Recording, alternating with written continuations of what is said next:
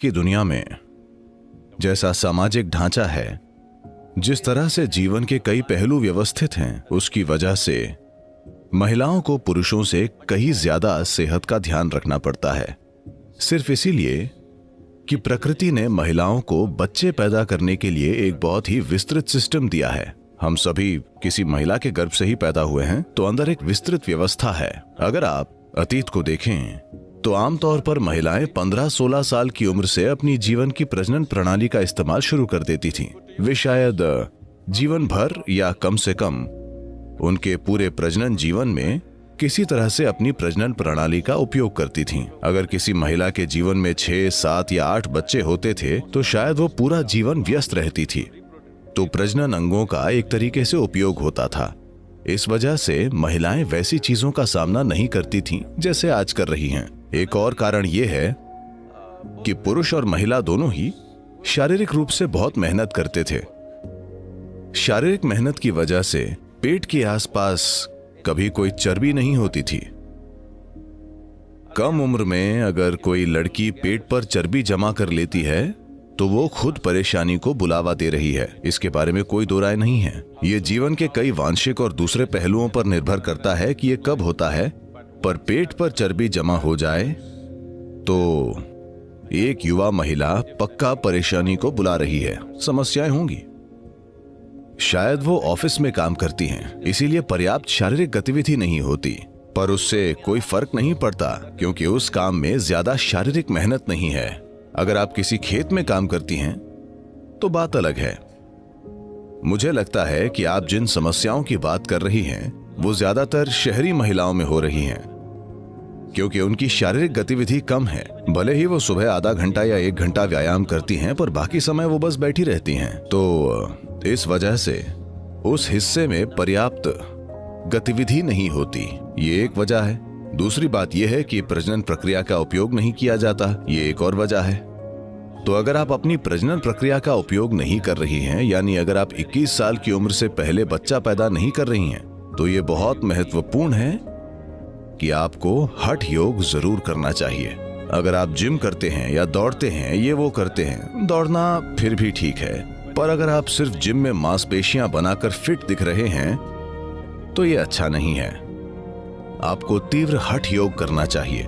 12 साल की उम्र से अगर कोई बच्ची हठ योग करना शुरू कर देती है तो ये सभी समस्याएं जिन्हें ज्यादातर लोग एक बड़ी समस्या मानते हैं और अपने भीतर विकास के हर चरण से बहुत ज्यादा संघर्ष से होकर गुजरते हैं, ये लड़कियां उनसे बिना किसी दिक्कत के होकर गुजरेंगी। तो ये होना चाहिए कि अगर किसी महिला के प्रजनन स्वास्थ्य को बिना प्रजनन के अच्छी स्थिति में बनाए रखना है तो ये बहुत जरूरी है कि कुछ चीजें की जाएं, और आप इसके लिए जो कर रही हैं उसका ज्यादातर हिस्सा आपके सीने या पेट के हिस्से पर केंद्रित होना चाहिए। इसकी एक तरह से कसरत होनी चाहिए। ऐसी कोई प्रणाली नहीं है जो हठ योग की तरह इस पर काम करती है। हठ योग की प्रणालियां इस पर काम करेंगी और ऐसे विशेष आसन और प्रक्रियाएं हैं जिन्हें सिखाया जा सकता है। अगर वो ऐसा करती हैं तो उन्हें मेडिकल हेल्प की जरूरत नहीं होगी, जिसकी संख्या दुर्भाग्य से बड़े पैमाने पर बढ़ रही है।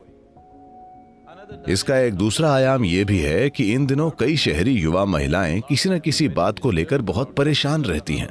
एक समय था जब सिर्फ आपका परिवार या आपके बच्चे या आपके पति या करीबी दोस्त ही आपको परेशान कर सकते थे। अब दुनिया भर में आपकी दोस्ती है और कोई भी आपको कभी भी परेशान कर सकता है।